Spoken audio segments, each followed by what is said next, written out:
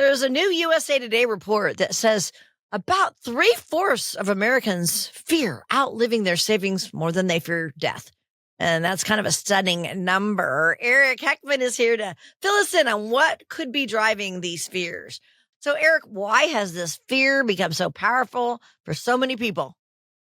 Yeah, well, it's definitely, you hear it all the time when I meet with people for sure.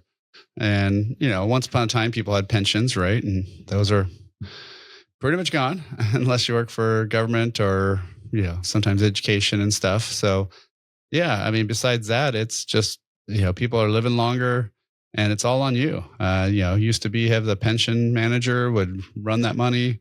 Now it's like, oh, you get a 401k and you get to be responsible for it and your IRAs, right? And if you screw this up, it's all on you. It's all on you. Right? So that's a little brutal. So, I think that's something that people should be worried about. But, probably more importantly, they need to have a plan for it. So true. Yeah, that written plan, that's what we always talk about on our show. Now, I got to tell you, I want to get into healthcare. My brother-in-law was looking at assisted living for my sister, and he couldn't believe the prices every month, like, $7,000 a month. And across the country, the average assisted living fee a month is $6,200. Okay. So how does that one number change this whole retirement conversation? Yeah, well, that's in cheaper parts of the country than the Bay Area. So yeah, right. So it's probably a little bit more like 8 to 10 here, and oh my gosh, and so that's one of those things that if it's the second person of a married couple, the surviving spouse, I don't think it's as super critical, as devastating. But the really, really bad one, I think, is when that first spouse gets ill. And could be, 3, 4, 5 years potentially of paying that money out.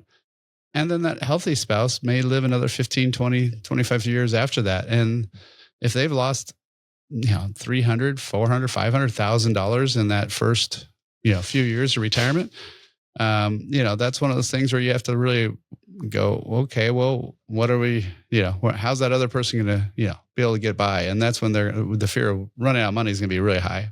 Sure. Yeah. That scares me. It scares me so much. And, so many of us haven't planned for this, and we've got to plan for it.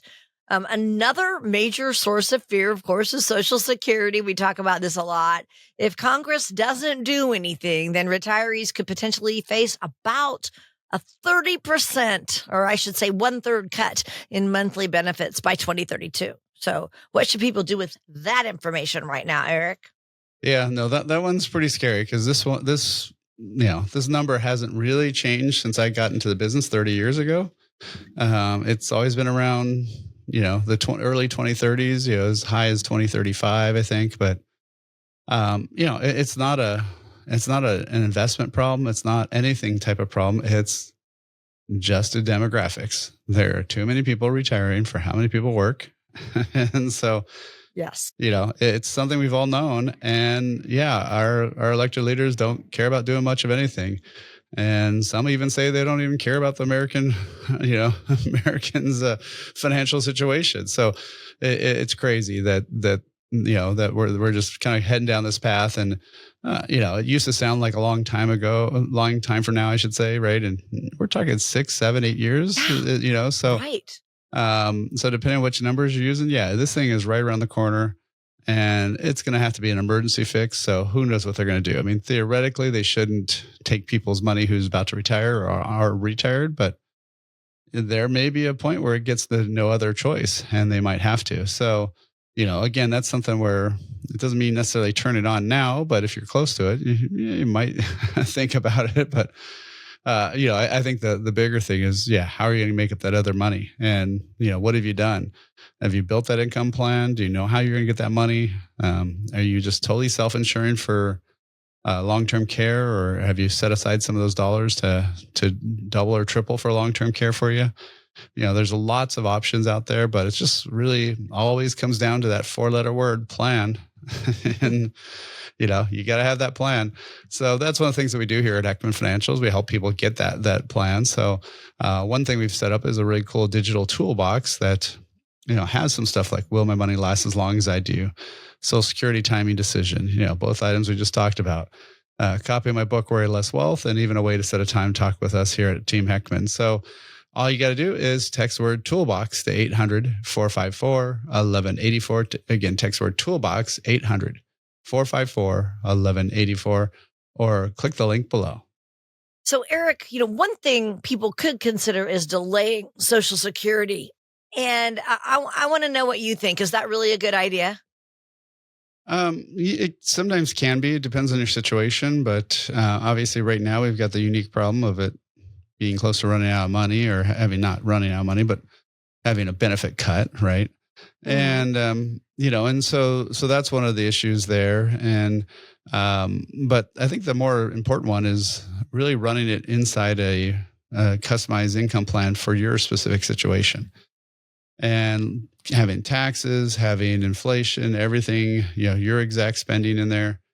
And when I do that, I would say at least 2/3 of the time, it actually makes more sense for people to start sooner than later. Why? Yeah. So, because they'll actually have higher net worth at 80 or 90 if they start their Social Security sooner. They may get less Social Security dollars, but they'll have more money in the bank. Obviously, that's more critical. That's stuff you can leave behind. That's stuff you can go grab. You can't just go grab more Social Security dollars. No. You can't leave those behind. So so a lot of times it is sooner. Now you have to watch out, because if you're still working, you don't want to turn it on and pay it all back because you're having that working penalty. So if you're before your full retirement age, which for most people is 67, then there's some other complications. But again, that's why you need that custom plan. Sure. Now, statistically, only a small percentage of Americans actually do retirement planning regularly. Okay. About 1/3 do work with a financial advisor. Why do you think that is? Well, I mean, sometimes maybe you don't need it. If you're in your 20s, 30s, 40s, I mean, you could definitely help. It could definitely help you out by working with somebody. But it might be a little less critical. I think the most critical time is that time when you're getting close to retirement. That's who we specialize in working with. People mostly in their late 50s, early 60s, are typically really starting to think about that. They may get laid off into retirement. That's happening a lot. So, so no matter how it starts, that's the time frame where, you really need to start talking to somebody. You really need to figure out, what's going on and what should I be doing with my money, and how am I going to get this money back out, and how am I going to live for the rest of my life? What we were talking about today, right? Exactly. All right. So for someone listening or watching right now, tell us what can a strong professional retirement strategy actually look like? Yeah, well, it answers the biggest question of, will I be okay? Will my money last? And will I be okay? Will that money be there for me? And which pot of money should I take first? How can I lower my lifetime tax bill? How can I lower some of the volatility in the market and still make sure I have that money? How can I have something that's guaranteed that won't go away in those down markets, so I can survive those in retirement? Those are all things that we help you answer. And again, we've got a lot of those tools in their digital toolbox. You can go grab those for free. All you have to do is text word toolbox to 800-454-1184. Again, text word toolbox, 800-454-1184, or click the link below.